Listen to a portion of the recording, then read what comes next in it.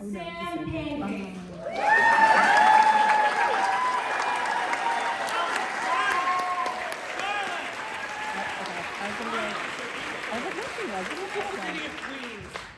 Queen City. Hello, everyone. Thank you guys for coming out. What am I doing?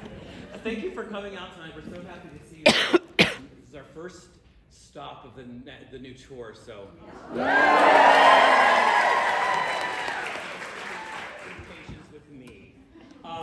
I would like to take you, if I may, back about 23, 24 years ago to the autumn of 2000, where a bunch of us were going to a place where we went most weekends those years. And I'm talking about, of course, a big, wild, drunken party at Melissa McCarthy's house. Yeah! Like you do. And on this one particular night, I was, I couldn't be gayer, but I was shocking. I was standing in the room filled with people. All these people are famous now except for me. And I saw across the room this woman, this girl, this young woman, who I'd seen before on TV and in movies, and I'd seen pictures of her, but I'd never seen her in person, and I was like, oh my God, she's so beautiful. And I knew she was Melissa's co-worker on a show called Gilmore Girls. I went over to her and I started talking to her. I was like, it's nice to be on stage. She's like, oh yeah, I've heard about you. And we're talking, and I gotta tell you, I was just dazzled by her, right? I mean, she's just a gem.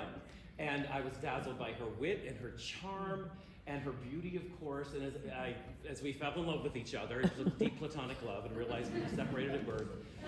I later in life got to be dazzled by how truly kind and how generous of heart and spirit she is, and what a truly wonderful person she really is. And so I speak from experience when I tell you, prepare to be dazzled when I bring to the stage Dame Lauren Graham, ladies and gentlemen.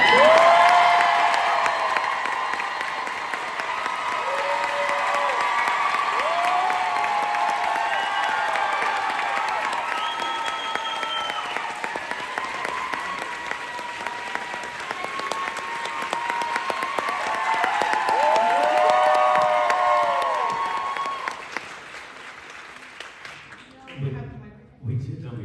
We forgot the sound check part. I'll put that on the list. Literally, is this thing on? Yes. Hi, Lauren. Hi, what a nice welcome. Thank you so much. And even though I've heard that intro a couple of times before, it really got me tonight. Because I haven't seen you in like 3 days, so that was It's been all afternoon and evening together. So. Also, we forgot to check the chairs. Because sometimes you get like a real bad posture. But I think we're gonna be okay. I think these are really good. They're our favorite chairs we've ever had, you guys. It's the best. Another thing for our list is find out what color the chairs are and dress accordingly. We never had orange, I don't think. No, it's the pink. I don't know. Anyway, hello. Hi. Well, we can sit and talk to each other like that and with you all night. Would that be entertaining for you? What about those French fries we just had? We gave the French fries a B, and we gave then we were embarrassed that we gave them a B, so we ordered nachos because we wanted other food. They were kind of A+ nachos. The A+ nachos. They're Southern nachos. Do we know where they were from? Mucha Mucha? Is that Mucho something? Mucho? Anyway. That doesn't exist. They just made them in the back. We're actually here to talk about your book, it turns out. Oh. Okay. Lauren, thank you for being with us tonight. Oh my God, Sam, thank you. Okay, so this is your fourth book, ma'am, you might recall, that's come out so far. It's really the third. It's the third real book. Okay, those are your words, not mine. All right. Okay. Now, why are you doing a book tour this time for this particular book, and you haven't been able to do that before? Tell us more about that. Well, you probably haven't been to a lot of book parties for a paperback that's been out for a couple months.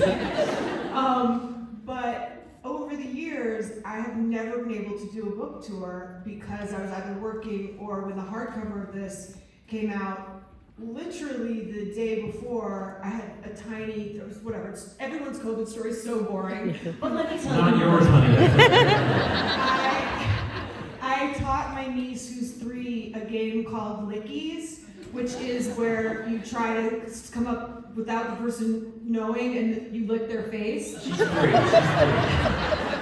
My sister loves it.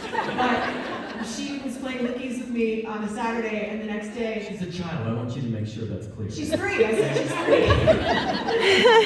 3. She's a teenager, but I'm sure she's gonna grow out of it. So I nearly haven't gotten it from Lickies, but I was supposed to do all this press for the book, and I took a COVID test on Sunday because the way they work it, or the way they used to work it then, which is crazy, is you go to the talk show. You get hair and makeup, you wake up at 4 in the morning, you're like ready to go out, and then they give you a COVID test. And I was like, I'm not doing the Today Show at 4 in the morning if I have COVID, and I did have COVID, and the end. So, when the paperback came out, I'm holding it like it's not right there. Every city's different. we got to do a couple of dates, and it's just turned into something that is so fun for us, and hopefully fun for you, and we just keep getting invited nice places, and it's so fun. It is. But it can't really be called a book tour anymore, unless you bought a book, in which case, thanks.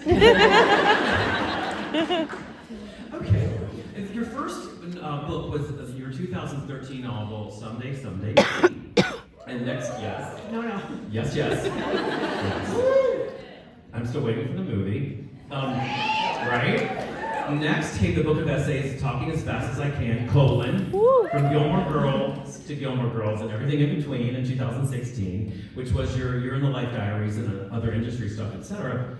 And in 2018, you brought us In Conclusion, Don't Worry About It, which was an expansion of the commencement speech, right, that you gave at your hometown high school. And now we have I Told You This Already, which is also a collection of essays. Now, why this book now? Who is he? I don't know. Weird anchor man.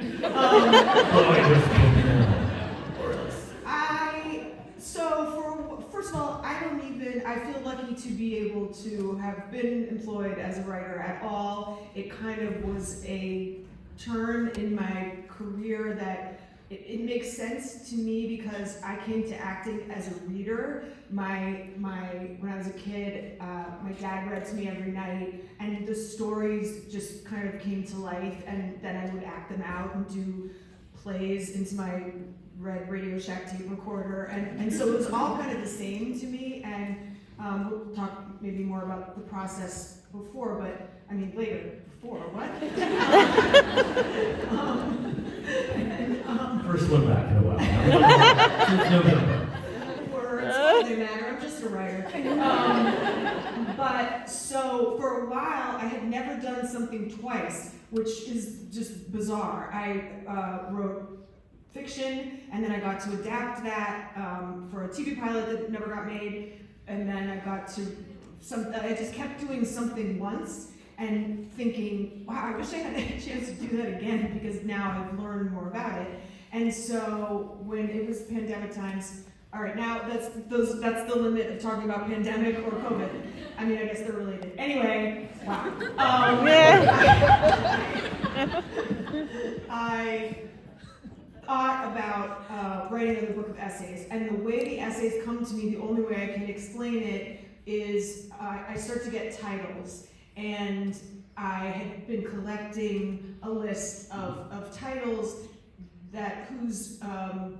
who contain a kernel of an idea, and the best example I have in the book is I come from an extremely forgetful family. Like, nobody has keys or glasses or purses, or they don't know where they are. And my father's like famous. We're back in the hotel to get our phone that we didn't have. I guess it was me. Yeah. And so, like growing up, I did not have keys to the house because nobody knows where their keys are. Why would you have keys if you can't find them? So we just left it open. And my father would then you'd leave the keys in the car, because what if somebody needs to move the car? How am I supposed to know where your keys are? You just leave them in the car. That's what's convenient. Finally, my dad got his car broken into. But he went for 35 years with he was like, they'll just break the window anyway. Why don't we just leave it like that? So anyway, and then I discovered years later that our family motto, the Latin, is ne oubli, which means do not forget. And it just like, is this generational? You know, is this like since the dawn of time? The Grahams can't find anything, and it got me thinking about memory and how we all remember something and what that is versus the reality, the truth of it, and so that became an essay, and so they just come to me and then I write them. Well, that works. The chapter titles, yeah, we come up with new ones all the time that may or may not be followed through. Yes, we collect them now. It's fun when something happens, you're like, maybe that's an essay. And then the title, Have I Told You This Already, just comes from this moment in life where I have had some friends, dear friends for so long, like you, and some friends I've known since I was even younger, that they're such a part of the fabric of my life and part of the story that sometimes I can't remember if they were there or if I told them already, or if, like, frequently now, somebody will say, yeah, I was there at the theater. And I'm like, oh, right. Anyway, so, and I don't want to be like a story repeater, so I'm always like, please, have I told you this already? Just stop me, I don't want to, you know, so that is sort of where that came from. Well, your stories are always entertaining. Well. And sometimes I let you tell them again. Yeah. Not as many as my mother. She has so many more. You know, take us back to your first book, the novel. How did you first decide to write someday maybe? What led you to be like, oh, I'm not busy enough in these 14-hour days. I think I'll write a novel. Well, that came during parenthood, which the Woo! The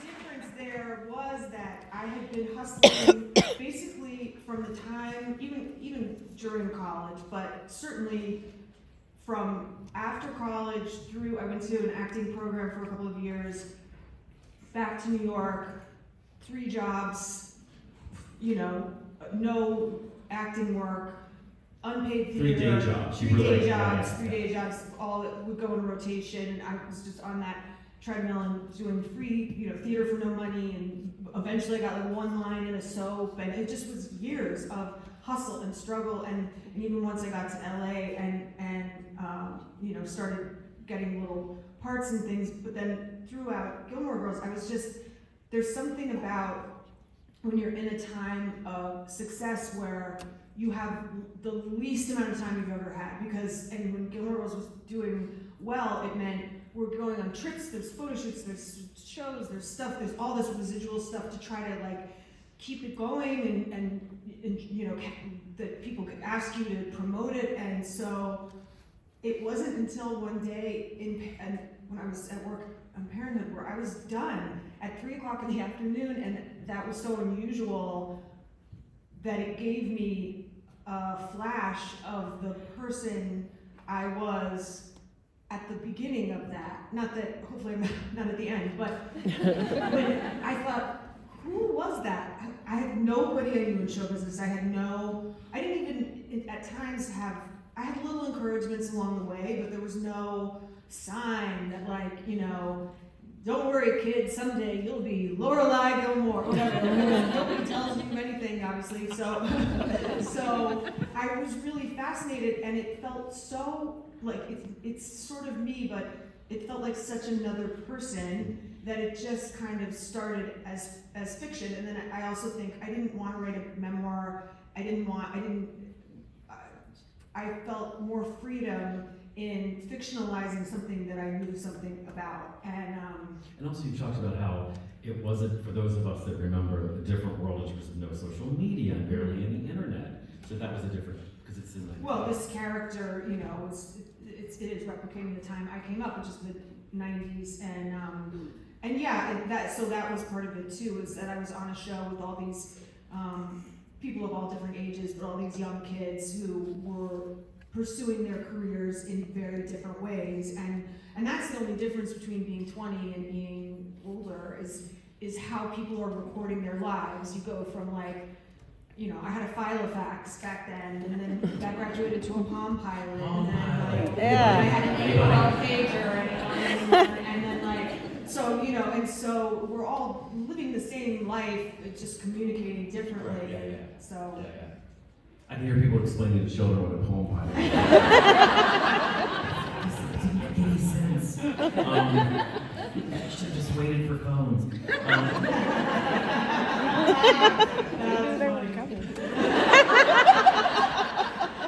Oh, it's funny, but that's really funny. Are there any similarities in your creative process when approaching writing essays or a novel or creating a character for a film or TV show? In terms of the imagination. Oh, that's interesting. Are there similarities? Well, I guess one similarity is that it starts as a mess, and the only thing I can say to writers or to any creative person is, I still have not made friends with this, and I talk about it all the time in terms of process, and you would think, I do feel, sorry to intro myself, but I do feel... Feel free. Good night, baby. That's her feelings hurt easily, sorry. That was the night we found out she was 2 people. She is Margie. Oh my goodness. As you can see from the way I articulate anything, it just really starts as sort of pile, and then it becomes a little more refined. And as many times as I've gone through that, especially as a writer, because as a writer you see it. Like, I could fake something as an actor if I had to go on before I was really ready. As long as you know the lines, it will get better, you'll get more experienced, but you can at least do the part in some kind of way, and I guess that's true in writing as well. But my stuff starts out just, you would not be able to understand it. It's notes to myself. It's shorthand. It's sentences that are unfinished, and so the processes are similar, I guess. Especially in fiction, I think about it the same way. In fiction or in screenwriting, it's really fun because I get to play all the characters, and I think screenwriting, had I worked on it more, might be the place I kind of belong in a way, because I hear all the characters, and I think that was one of the beautiful things about Gilmore Girls for me, is it had a musicality that I was lucky enough to inhabit, but also understand. It's like when you hear a song, you feel like you've heard it before, like you know it, or it just speaks to you, and that is that. So that, I think, at its best, is what a good scene gives you, is somebody's up here and somebody's down here, and there's, it's music. So Yeah. I guess it's a little bit similar. So what is your writing process? When you sit down, I know. What's your, ma'am, do you have a writing process? I mean, I know what it is. But talk about your writing process. I procrastinate until the panic comes so hard and the deadline is moving. It's ridiculous. It's really a silly way to work, but I think the thing that stops us all is when we get in our own way, is when we think we're not good enough, we can't finish this, why, how dare we, I'm in one of my couple of writing groups where a guy said the other day, he's like, who would care?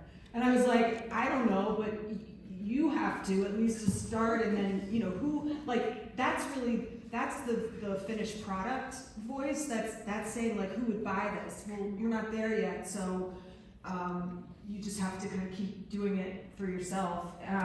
So the process is that I do better when I'm really busy, because I think it takes my mind off of it. Like Jen E. Smith, who we have a mutual friend here today, who was my first editor, who's like the most, I've told the story before, but when Jen and I sat down to work together for the first time, I said, just so you know, I was an English major. I wrote my senior thesis like on it was then a word processor, but I just say computer now because nobody knows what that was.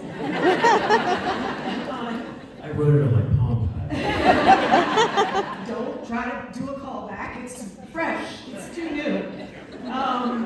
And I turned it in you know, because the clock is ticking like under the thing. And she said, oh, okay, well, just so you know, I was also an English major, and I finished my thesis 2 weeks early, and I lied about it because I didn't want people to think I was a nerd. And I was like, well, this might work, but it did, and she's an incredible author as well, YA and adult author.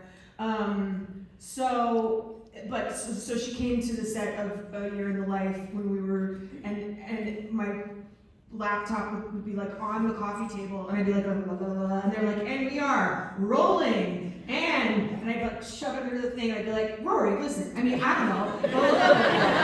And she was like, are you gonna finish? This is crazy. And I was like, no, I'm actually getting a lot of work done. So the problem is when I'm unemployed as an actor and I have writing work to do, and then the day just is like, you know, it's just hard, but it's whatever you can do to trick yourself. People use timers or, you know,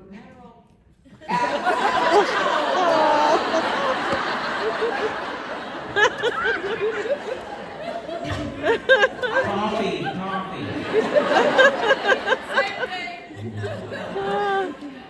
But, well, because that's a different, I mean, let's not go down this road, but that's a different, I mean, that's focus or that's energy. I think that it's the voice in your head that is the tougher obstacle, which is just the despair of how can I ever finish this, and, you know, am I worthy? I mean, that's really what it kind of comes down to. So let's get back to The beginnings of your becoming an actor. Were there things at Barnard and SMU that you learned or discovered that really significantly served you in your acting career later? Because I know a lot of us went to theater school, but we don't always use what we learned, especially because we didn't learn camera stuff. So No. how did you talk about doing on-camera stuff leading up to Gilmore Girls? the first Oh time? boy, I don't know. Well, I was an English major undergrad, and then I went to this grad program at SMU.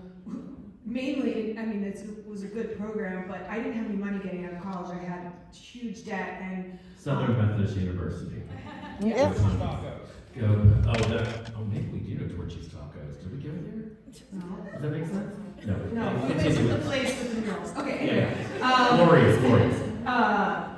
And I felt lost in theater school, I have to say, a lot of the time. First of all, my casting was way better in high school. In high school, I was like a lead, and in grad school, I was like fifth banana, and I was so fine, but I was like, this feels backwards in some weird way, and there was so much input and so much scrutiny and so much like comparing yourself to others, and I just felt strange. But I did it, and it yeah. I'm only interrupting to. What's that thing about like everyone? Oh. What if you were a talk show host and you were like Jimmy Fallon and you were like, hey, so don't you remember anything about the like to your guests? I'm open for employment after this tour is over. Charlotte, what you got? Well, I don't remember who said this, but I said, you know, it's somebody in grad school. I was like, in high school, I was Hello Dolly. And they were like, yeah, here, everyone was Hello Dolly. And I was like, oh, sad. That's true. And it only gets harder. You're only competing against more Hello Dolly as you go through. Jennifer Aniston was probably Hello Dolly. Anyway, so I got into this class in New York, and it was a hard class to get into, so that was cool. But I really wanted to impress this teacher, and I was doing a scene from, I believe, Chekhov's The Nightingale, and I just couldn't get there. I didn't have it emotionally. I was pushing, and I was like, this is such a beautiful part, it's such a beautiful opportunity I've been given, and I'm terrible, and I should quit, and he's gonna kick me out, and this is bad. And he said, you know, I don't think you have a feel for this material. And he said, that's okay. He's like, you don't have to have a connection to everything. He said, you know, he was an older man then, and this is an older reference, but he said, Charlie Chaplin did one thing. Sometimes you just find the thing you do, and you enjoy that, and be good at that, and you don't have to, and part of grad school was like, training us in a weird way for regional theater, where you're playing the nurse one day and you're playing the, shop Juliet, Juliet the next day or whatever. And that was a really powerful. It took away some of the anxiety of like having to do everything. Good. So I'm excited for your directing career to continue, because I know you want to move more into that. So let's talk about directing. I was particularly fascinated by your essay, Red Hat, Blue Hat, in this book, in which you write about gearing up to direct an episode of Mighty Ducks 2, What the Puck? Is what I call it. Mighty Ducks 2, still quacking. She doesn't like it. She doesn't like it. I will never give it up. And so the sage advice given to you by the director, your friend John Turteltaub. But could you talk about that some more and share any other vital aspects of directing you learned while being an actor? Well, there's two different things. The thing that I've learned about when you're on TV in particular, directors come in, they're kind of, somebody described it once as a director in television, you're being invited to somebody else's house to cook dinner for them with only the ingredients they have on hand and like a meal that they want you to make. Like, it's not your input, you're there to serve the piece that kind of exists already. So as an actor in that situation, I probably have as much experience with the character as anybody, and I know the show and the tone of the show, and so I probably have, maybe not in the beginning, but over 6-7 seasons or something, there's that. But so what I learned, and then it's very different in film, but you just want to have a good day, and I think that's true in any job. And over the years, I got a pretty good sense, especially on long shoots or long-run TV shows, what makes a good day and what puts everybody in a place to do their best job. And also you learn what all the jobs are, like what department heads do and what they contribute. So it's not just the actor and the director, it's so many, it's the set design, it's costumes, it's the lighting and the DP, and so what's fun for me now, what was fun directing was like, it feels like a dance where you just can kind of make decisions and set everybody up to do a great job. As an actor, I'm probably a pain in the neck because I like to kind of stay in it, and I'm sure I'm wrong many times, but usually if a director's coming up to me, I know what they're gonna, like I can feel what went wrong or what I'd like to do differently, so I just kind of go like, yeah, because I just want to do it again, because I find that the more we talk about it, some directors are real talkers, and I'm like, the more you talk, the worse I get, like, and conversely, I don't mind if I'm like, I don't get it, just tell me how you want it, like, that's fine. There's a big thing in acting where you don't give somebody a line reading. I'll take it, because if I'm not getting it, then let's just get there the quickest way, but. That's all. Good night. No, no, I'm very well acquainted with your friend and mine, Old Lady Jackson, if you've read the book. Do you guys even know who that is? And her friend, Uncle Peepaw Pancake. No, he's not a character. Yeah, he's a and have very much come to appreciate her preference. We've come to appreciate Old Lady Jackson's preference for a very early, and I mean early dinner date. So to talk a little bit about Old Lady Jackson, where she came from. So it was when I was on Parenthood, and I'm working with a lot of younger people, and I still think of today, but then especially, I'm the young person. And so when these younger people would look at me like, I'm like, James Taylor song, they're like, who? Yeah. I'd be like, literally playing your children too. Yeah. And they're literally playing my children, and I've played a cool mom, like, I'm like, I didn't want them to think I was uncool, which is the most uncool thing to possibly say. And so I've created a character to kind of be like, I mean, I get it, But old lady Jackson over here thinks maybe you got one tattoo too many. Don't you think? It's like you're all up the arms now. What's happening? And I don't know. It's unpopular, but everybody has it. But so that's where old lady Jackson came from, and these kids who are now not kids, May and Miles in particular, my parenting kids, who are two of my dearest friends. Yeah. Jumped on it because they're so smart, and they're like, "Oh, really? Old Lady Jackson doesn't want us to stay out late." Like they just made fun of me.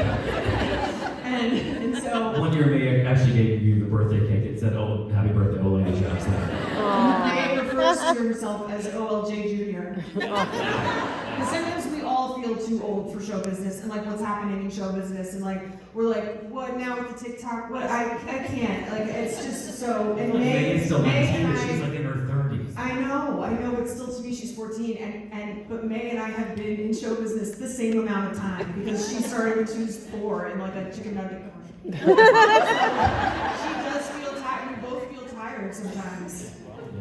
Yeah. Yeah. But I love this passage. It's one of my favorite in the book from the Old Lady Jackson chapter about friendship, and I wanted to read it out loud because I love it so much. And I think it's so true. It's very useful to always have a friend who is much older and one who is much younger. The older friend will remind you what there is to look forward to, and the younger friend will keep you telling your stories over again so you'll remember not to forget them. An older friend will tell you have plenty of time yet, and a younger friend will make you forget time altogether, because when you're with them, you'll feel, even for a moment, that you're the exact same age. I love that. It's true. Aww.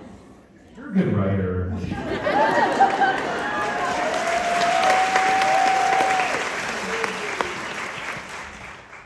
Oh.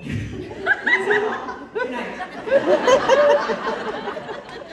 Let's give you that same more look.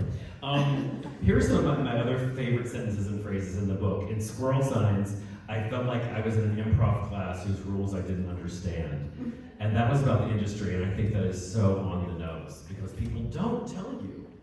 Nobody tells you anything until it's too late, and I don't know what the fix is for it. Maybe it's different now because there is more community, although I don't think so, because when we were auditioning in, whenever, starting out, you'd sit in a room waiting with other people, and you'd start to see the same other people, and you're like, ooh, this one got it, ooh, that one got it, I wonder how she got that, or like you'd hear people through the door, and like the day I first arrived in Los Angeles, I had an audition, and the casting person was like, you're really wrong for this, and I was like, wah, wah, back to New York, and he was like, but I have a friend who's casting something across town, can you get there by 2, just get, blah, blah, blah, I'm gonna call the person, and like, that kind of stuff used to happen, where you were learning as you went, and now, predominantly, people make tapes in their living room, and there's no interaction, there's no like, try it again, or,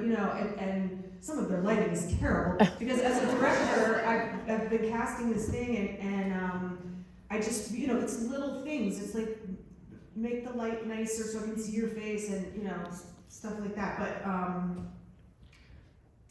what was the question? I'm just reading off some of my favorite things in the book.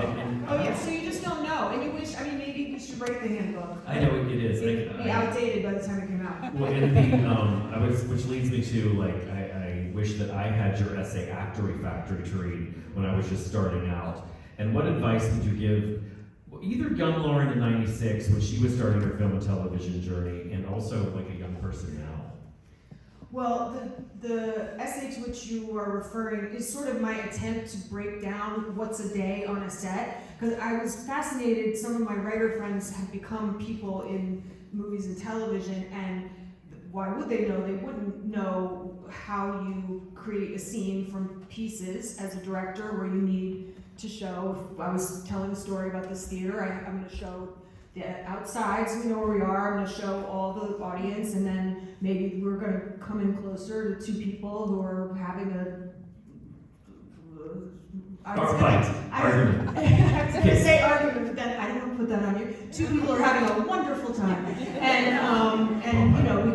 we need to see the 2 of them, and then we need to see this person, we need to see that person. Like, that's all a different setup, and so that was my attempt to kind of break that down. In terms of speaking to my younger self, it's they always say this when you walk into a room to audition, they want you to do well. But as a young performer, and probably as a young anything, or even not so young, you walk in the door sometimes to a date or a meeting or something, and you think like, you know, you have to apologize, or kind of you put yourself down, or I did anyway. I was, and not only does that not help you, it doesn't help the person you're in a. It doesn't help the project. No, it doesn't help anything. But I don't know how you get over anxiety except to just pretend you don't have it. But I mean, really, that's kind of what you do to, you know, convince your nervous system that you're doing better than you are. Because I tanked so many things because I was just so nervous. And so today, I think there might be a different thing. Like I did a talk the other day, and they asked me, you know, who was my mentor? And I definitely had teachers and mentors and encouragement along the way. But for us, I think growing up, we were largely ignored, and then it kind of worked. Like, it was like the 80s, like, and 90s was like light neglect. Like, nobody knew where you were in the afternoon. They hoped you came home for dinner. I mean, I don't know. I'd have to call my dad at his office when I got home, and then I was free for a couple hours. And so I'm always, you know, with friends and their kids and stuff, I'm like, they're fine, send them out. And I know we're all connected. In some ways that's good, in some ways it makes you can see what's scary. But I was thinking about this today, and this has nothing to do with anything, but I think it's fun as a side hobby to become a student of whatever it is you're interested in. Like, I'm always interested when I meet actors and I say the name of somebody to them, and they're like, I don't know who that is. And I'm like, why? Why don't you? Like, we watch old movies because we like them, but also to see how things have evolved, and that exists in everything. You know, there's so many books. My father used to say, like, everything you want to learn, you can learn in a book. And you know, he was a real, like, I'd be like, what does this mean? He's like, go look it up in the Encyclopedia Britannica, volume 29 that's on the shelf. But it made me work for it a little bit, and now I think the version is when, like, one of our friends can't think of a word, or can't think of, like, who's Ryan Gosling married to, or whatever. I'm like, don't make your mind work for it. Like, don't just look it up on your dumb device. Look at on your Palm Pilot. Keep doing it. Now it's funny again. Okay. Thank you, director. Okay, this one I know I've asked you this before. It's one of the first things I asked you back in the day. But in 1998, in only your second movie, you got to work with my and many people's idols, Meryl Streep. Talk about working with her. We'll talk about being petrified the entire time. I played Renee Zellweger's friend, small part in a really sad movie about Renee, and Meryl plays her mom.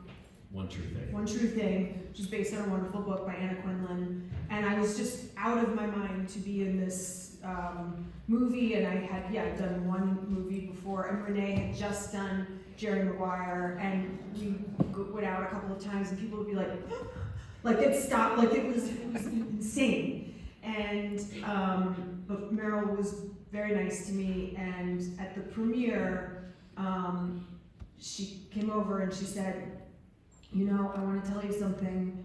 As an actor, you're a very good listener. And I said, what? I was so nervous still in her presence that I couldn't, like, take in. She was giving me a compliment, we're at a premiere, the movie, and I literally, it is like, that is not good listening to say.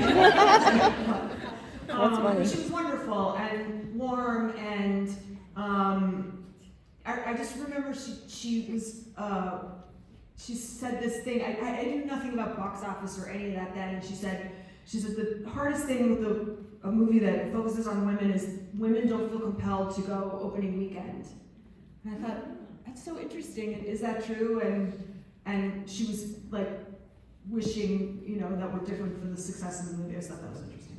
I want to point out that we restarted 10 minutes late, so that's not, we're going to go past that. I don't know if you were looking at that. We have a clock here. And we started late, right? I'm just doing some housekeeping. So we don't know what it is. Yeah. Yeah. We're gonna go to Okay. day 40. But is now the time? Okay, go Well, I on. have a couple more in that. Okay. I got it under control, Mom. I wanted you, because this always comes up in the questions, and we'll get y'all's questions, don't worry. But talk about our beloved Kelly Bishop a little bit.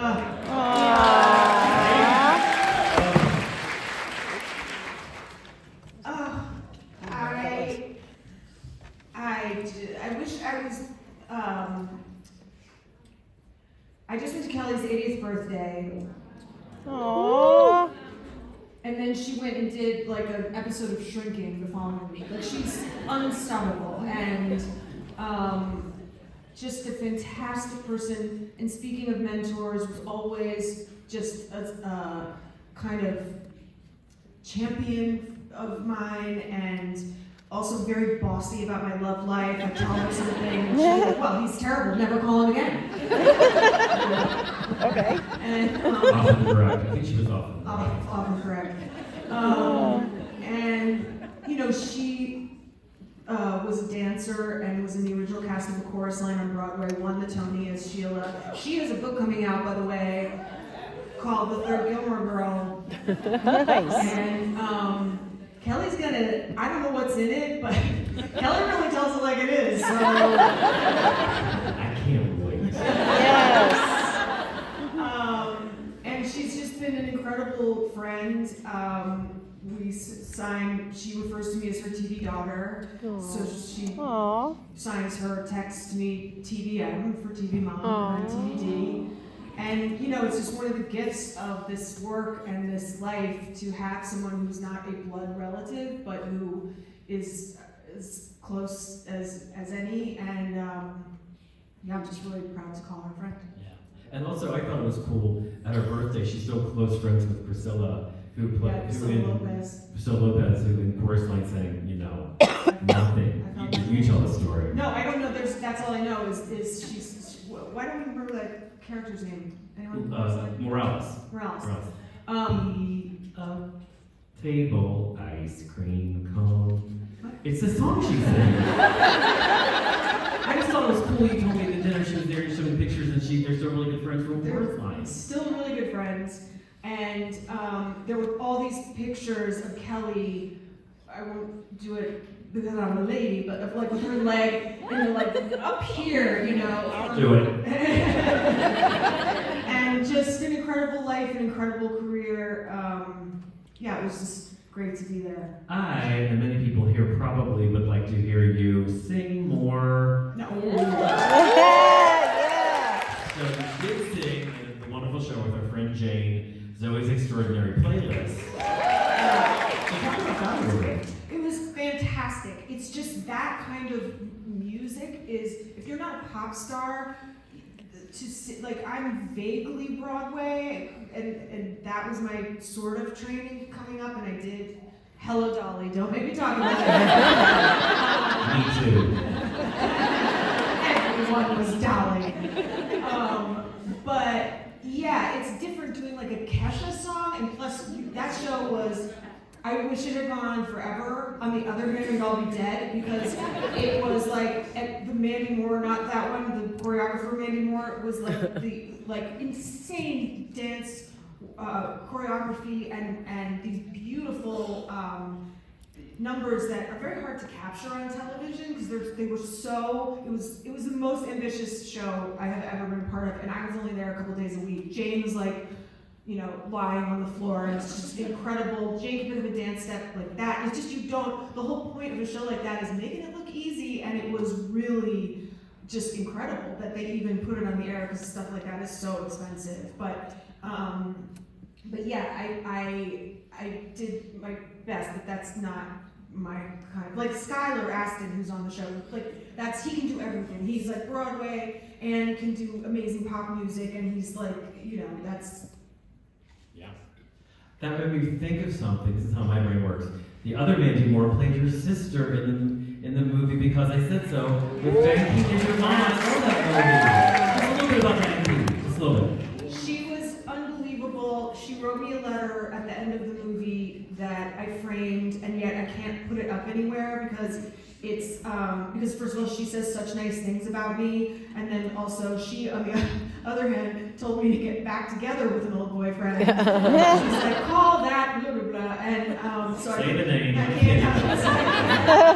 can't put it on the wall anywhere. But like, she loved my dog. I had this big German Shepherd at the time, and she's such a dog person, and she was just incredibly generous. But you know, she does. Speaking of people who kind of embody or sort of have their characters in them, I ran into her years later in a restaurant, and I could see her, but she was with somebody, and I was going to talk to her at the end and not interrupt her lunch, and she saw me, and she came over, and she was like, you rat think, you saw me, why didn't you come over, you saw me, and then she speaks like, you know, like malarkey, like words, you know,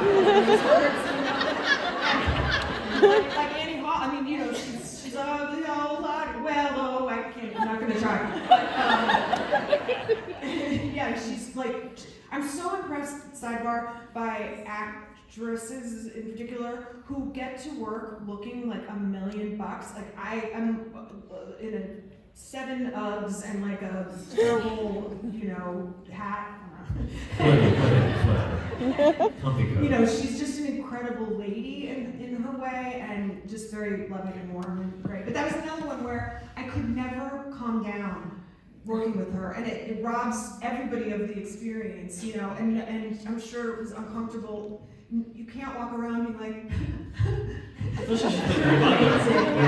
yes, you know, where you have to be annoyed by your mother or you're a terrible actor. Speaking of amazing, we finally learned that we're going to do the photo now, and then we're going to do the questions, because if we do it when you're supposed to be applauding, no one applauds, they have their phone up. So this is the moment where get out your phones and cameras. Wait, I just have to explain that Wait. Listen to me. Because You explain it. I went to see Bruce Springsteen, okay, and he was on Broadway. Thank you, I'm proud. I went to see Bruce Springsteen on Broadway. You're seeing him like this close, and it's incredible, and at the end, and people were going bananas, and then at the end, it was like, because everyone was filming it, and I just thought that's so sad, and like, we missed that moment for us all, so we're gonna pretend now that it's the end of the show, but then we're gonna do your questions, so thank you so much for coming.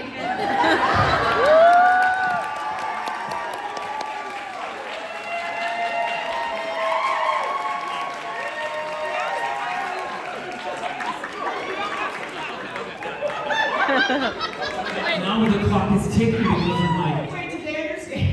Did you take pictures of her then, and then at the end you're not going to? And you're going to clap? You're gonna clap. Did everyone get the photo that they want? All right. No? Speed round. Sorry. Sorry. We failed. We'll fix it in DC. We'll fix it in DC. Oh my God. We need Getting... to take it back out of time. This is... They're so high. I don't know. What is happening? They're like It's just- disco. Why are they all like Before. this now? I want class. Getting tickets to James Taylor in Virginia. Want to go in August? So he said that's not a question, but sure. I've probably been to James Taylor because I grew up in Virginia, where he used to play Meriwether Post-Million like every summer. Thank you. We're going to click through these. I'm the boss now. Oh, Kelly Bishop, we covered that. What is your favorite snack? Cheetos. Yeah. What advice would you give 16-year-old Rory in 2024? Get off your phone. Good.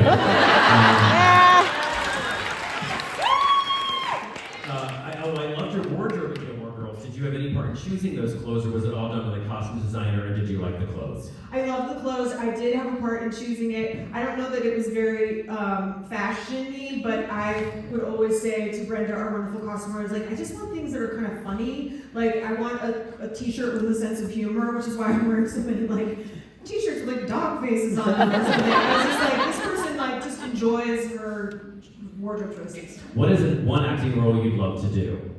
Veep. Oh, yeah. These are good. I'm going to steal these from Charlotte and take them to DC in case their questions suck.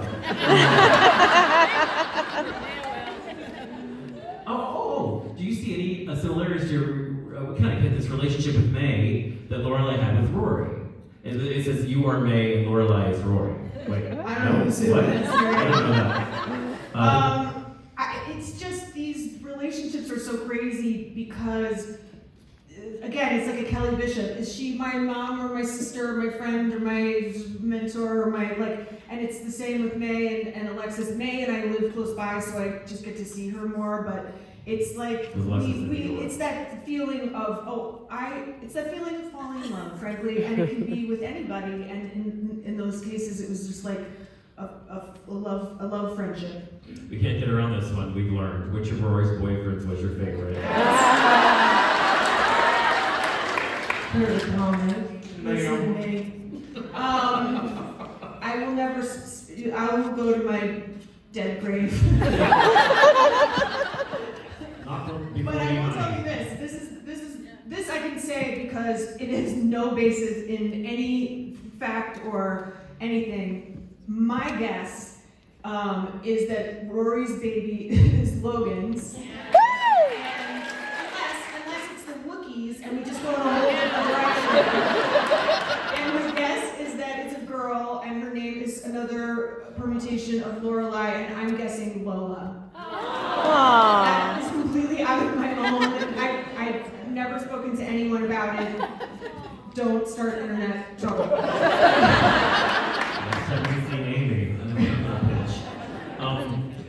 I like this. Gilmore Girls is something I return to over and over again when I'm anxious or need comfort. What show or book serves as that for you? Thank you, Meg. Oh, May Whitman, everybody know.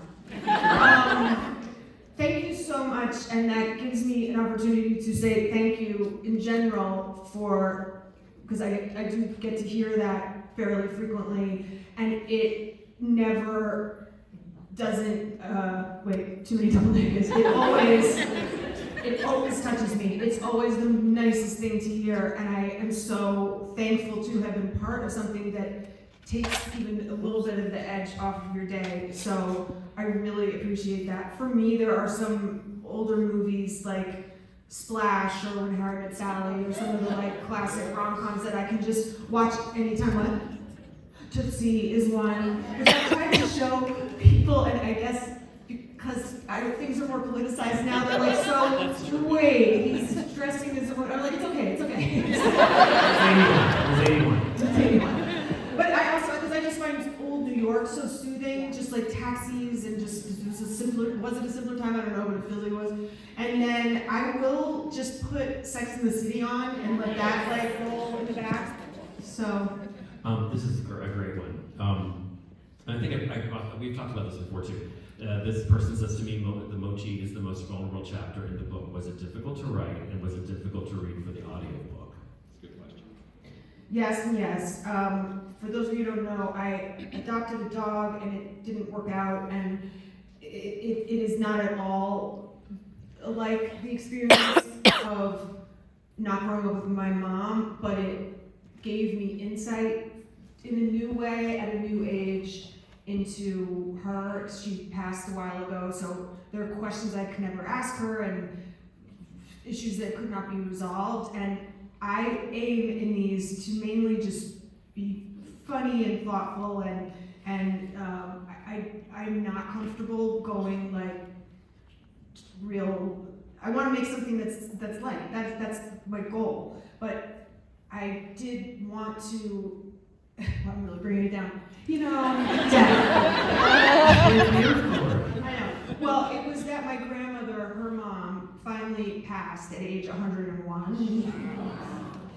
And I felt a little freer to talk about my mom without it hurting her feelings or without it invading her privacy. So that was my attempt. I think there's a lot more to uncover, but yeah, that was the most vulnerable I think I've been in my writing, and then it's always hard in the audiobook. You know what I did Rebecca Searle's audiobook of One Italian Summer, which is just, yes, exactly, yes, why don't you do it?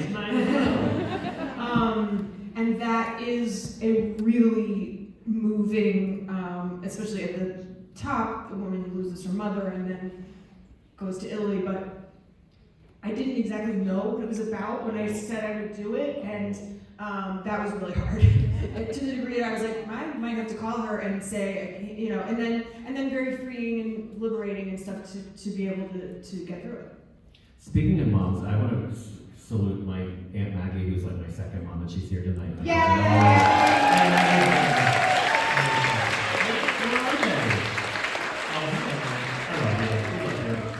And my friend, the fabulous writer Sarah Destin, is here tonight. I hope I don't get in trouble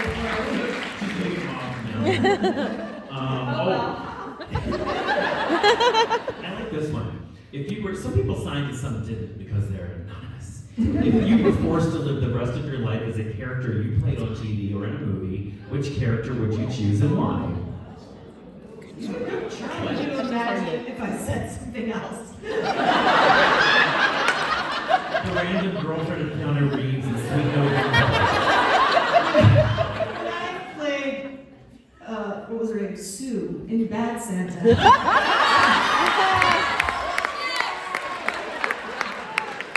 I think Sue had a lot of fun, but I would live in more like Gilmore shoes any day.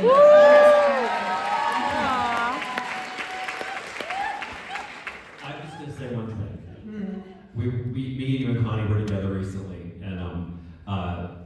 and then I was reminding Connie that like we used to hang out with Rob Zombie a lot. I don't know if you guys know who Rob Zombie is. What a Karen. And you played his Billy Bob's girlfriend in Bad Santa, and then Connie played his wife in Friday Night Lights, and Rob Zombie turned to me and said like, "First Lauren, now Connie. I guess you don't have to play his wife next." I would love to.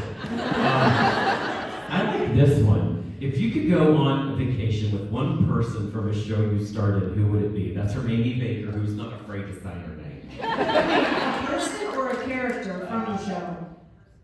Person? Actor? Me. Yeah. Sorry, no, I'm sorry. I mean, that's I want to play the character perfectly.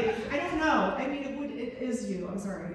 I'm sorry, I don't know. Oh, you don't have to say that just because I'm sitting here. Oh, yes, I do. And Donald. I just want to say this would lobby have Donald and Amy agreed to, but I was like, why aren't there more gay people in Stars Hollow? There's lots of festivals.